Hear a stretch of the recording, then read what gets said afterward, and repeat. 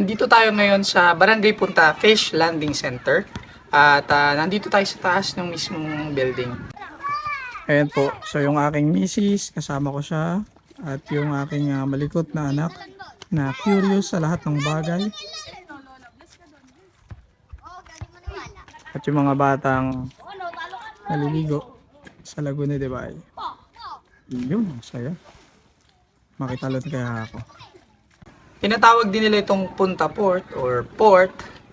At nagiging pasyalan din ito kapag umaga at saka hapon.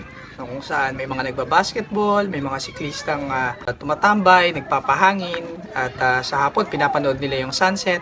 Mula dito sa Punta Port, matatanaw natin yung malawak na view ng Laguna de Bay.